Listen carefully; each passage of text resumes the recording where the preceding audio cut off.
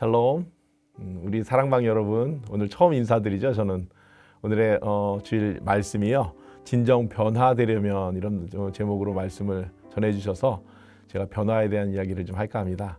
첫 번째, 이 가을은요, 가장 변화가 심한 계절 중에 하나죠. 더위에서 추위로 가기 때문에 모든 것이 정리되고 가볍게 됩니다. 여러분들 최근에 변화하려고 노력한 일이 있습니까? 이런 질문들을, 방언들 같이 한번 나눠봤으면 좋을 것 같아요. 살을 빼려고 다이어트를 하거나 또 운동을 시작할 수도 있고요. 성경 읽기나 독서로 이 가을을 보내기도 합니다.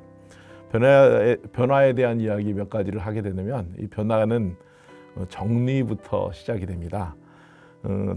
정리의 정석이라는 책이 있거든요.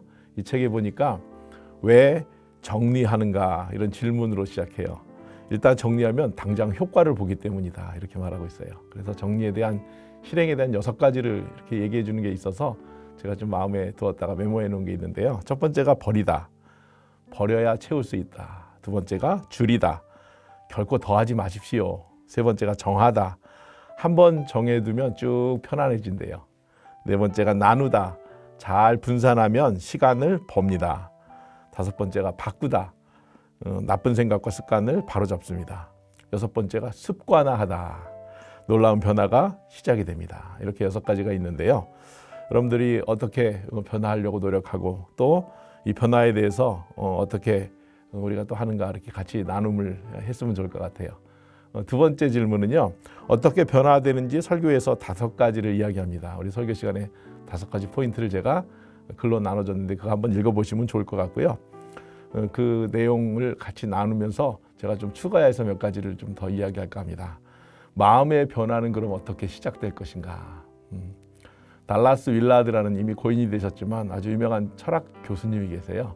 이 교수님의 마음의 혁신이라는 책을 보니까 영혼도 혁신이 돼야 되는데 4가지 실행 단계가 이 계단식으로 이렇게 올라가는데요. 이 4가지가 있어요. 첫 번째가 영혼의 존재를 인정하고 하나님께 바치십시오.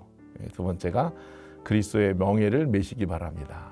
세 번째가 결과는 겸손하게 하나님께 맡기십시오. 네 번째가 하나님의 율법, 이 말씀을 듣고 공부하고 마음에 새기십시오. 이렇게 충고하고 있어요.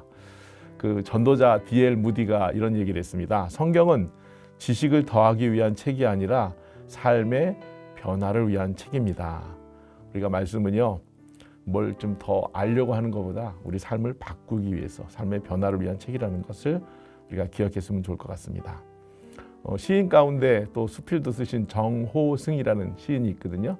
이번에 책 가운데 내 인생에 힘이 되어준 한마디, 이런 책 안에서 그 인생의 그 항해로 표현된 글이 있습니다. 저는 이 변화에 대해서 이 글이 좀 마음에 와닿았는데 제가 한번 읽어보겠습니다. 항구에 있는 배는 안전하지만 그것이 배를 만드는 이유는 아닙니다. 인생이라는 항해를 시작한 이상 배는 항구에 정박해 있어서는 안 됩니다. 인생에서 가장 큰 위험은 전혀 위험을 감수하지 않는 것입니다. 아무것도 도전하지 않으려는 자는 아무것도 바라지 않는 자입니다. 새로운 무엇인가를 발견하지 못하면 신은 두 번째 인생을 제공해 주지 않습니다. 이런 글이에요. 우리가 변화하려고 하는데 배가 묶여서 그냥 가지 않는 것보다 여행하는 모험의 그런 시간들이 이 가을에 됐으면 좋겠습니다. 트리거라 그러죠. 이 행동의 변화를 넘어서 삶의 변화, 라이프 스토밍이라 그러죠. 삶의 변화까지 쭉 연결되는 그런 가을 됐으면 좋을 것 같아요. 오늘 같이 은혜의 말씀들을 나누시고 또 몇 가지 기도 제목들을 같이 나눴으면 좋겠습니다. 여러분들 좋은 가을 되세요. 감사합니다.